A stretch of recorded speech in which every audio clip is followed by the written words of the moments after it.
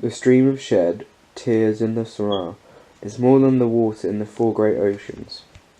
Good bhikkhus, it is good that you understand the Dharma taught by me in such a way. The stream of four tears that you have shed as you roamed and wandered through this long course, weeping and wailing because of being united with the disagreeable and separate from the agreeable. This one is more than the water in the four great oceans. For a long time, bhikkhus, you have experienced the death of a mother. As you experience this, weeping and wailing because of the being united with the disagreeable and separate from being agreeable. The stream of tears that you have shed is more than the water in the great four oceans. For a long time, bhikkhus, you have experienced the death of a father, the death of a brother, the death of a sister, the death of a son, the death of a daughter, the loss of relatives, and the loss of wealth. Lost through illness, as you experience this, weeping and wailing. Because of this, being united with the disagreeable and separate from the agreeable, the stream of tears that you have shed is one more than the water in the four great oceans. For what reason? Because, bhikkhus, the Samara is about discovering beginning. At first point is not discerned of beings roaming and wandering, when hindered by ignorance and flattered by craving. It is enough to experience revolution towards all formations, even though the becoming dissipation towards them, enough to be liberated from them. Having experienced the same thing is the long cause. Bhikkhus, this samsara is without discovering beginning. A first point is not discerned of beings roaming and wandering on hindered by ignorance and flattered by craving. Whenever you see anyone in misfortune, in misery, you could conclude, we too have experienced the same thing in this long cause. Whenever you see anyone happy and fortunate, you can conclude, we too have experienced the same thing in this long cause. It is not easy, bhikkhus, to find a being whose long cause has not previously been your mother, your father, your brother, your sister, your son, your daughter. For what reason? Because, bhikkhus, the samsara is without discoverable beginning. At first point is not discerned of beings roaming and wandering and unhindered by ignorance and flattered by craving. It is enough to experience resolution towards all formations, enough to become dissipate towards them, enough to be liberated for them. In the agreeable and pleasurable world, this craving arises and establishes itself. The eye in the world is agreeable and pleasurable to the ear. The nose, the tongue, the body, the mind in the world is agreeable and pleasurable. And there is craving arises and establishes itself. And there is craving comes out to be abandoned, there is cessation comes out. Sights, sounds, smells, taste, tangibles, mind objects. Eye consciousness, ear consciousness, nose consciousness, tongue consciousness, body consciousness, mind consciousness. Eye contact, ear contact, nose contact, tongue contact, body contact, mind contact. Feeling born of the eye contact, ear contact, nose contact, tongue contact, body contact, mind contact. The perception of sights, smells, tastes, tangibles, mind objects.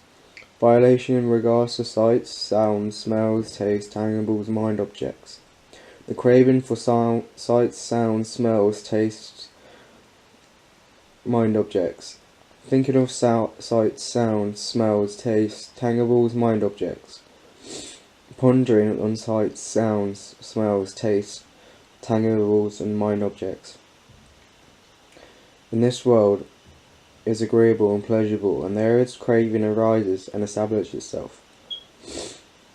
In this world is agreeable and pleasurable, and there is craving comes out to be abandoned, there is cessation comes out. The Noble Eightfold Path. And what bhikkhus is the Noble Eightfold Path: right view, right intention, right speech, right action, right livelihood, right effort, right mindfulness, right concentration. And what bhikkhus is right view: knowledge of suffering, knowledge of origin of suffering, knowledge of the cessation of suffering, knowledge of the way leading towards the cessation of suffering. This is called right view. And what bhikkhus is right intention: intention of including intention of non-ill will, intention of harmlessness. This is called right intention. And what bhikkhus is right speech: abstinence from false speech, abstinence from diversion speech, abstinence from harsh speech, abstinence from idle clutter. This is called right speech. And what bhikkhus is right action: abstinence from the destruction of life, abstinence from taking what is not given, abstinence from sexual misconduct. This is called right action. And what bhikkhus is right lived: here a noble disciple, having abandoned a wrong mode of livelihood, earns his living by a right livelihood. This is called right livelihood. And what bhikkhus is right effort: here bhikkhus, a bhikkhu generates desire from non-arising of unarising evil, wholesome status. He makes an effort, arouses energy, applies his mind and strives. He generates desire for the abandoning of arisen evil, unwholesome states. He makes an effort, aroused energy, applies his mind and strives. He generates desire for the arising of unwholesome states. He makes an effort, arises energy, applied his mind and strives. He generates desire from the maintenance of arisen wholesome states, for their nullity, increase, explanation and fulfillment by development. He makes an effort, arouses energy, applies his mind and strives. This is called right effort. And what bhikkhus is right mindfulness: here bhikkhus, a bhikkhu dwells contemplating the body and the body around him, clearly comprehending mindfulness, having removed convenientness and displeasure in right regard to the world. He dwells contemplating feelings, clearly comprehending mindfulness, having removed covetousness and displeasure in regard to the world. He dwells contemplating mind and mind, amending, clearly commending, mindful, having removed covetousness and displeasure in regard to the world. He dwells contemplating phenomena in the phenomena or word, clearly comprehending, mindful, having removed convenientness and displeasure in the regard to the world. This is called right mindfulness. And what bhikkhus is right concentration: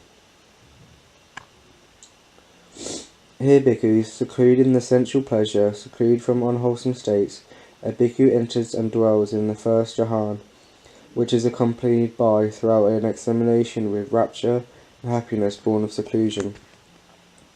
With the substance of thought and examination, he enters and dwells in the second jhana, which has internal confidence and unification of mind, is without thought and examination, and has raptures and happiness born of concentration. Without the fading away as a rapture, he dwells continuously and mindful and clearly comprehending his experiencing with the body. He enters and dwells in the third jhana of the Noble One declares.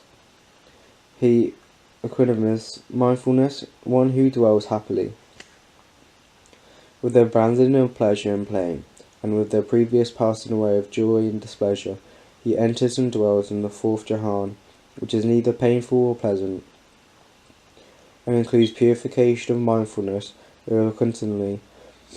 This is called concentration. Now this bhikkhu is the noble truth of the way leading to the cessation of suffering.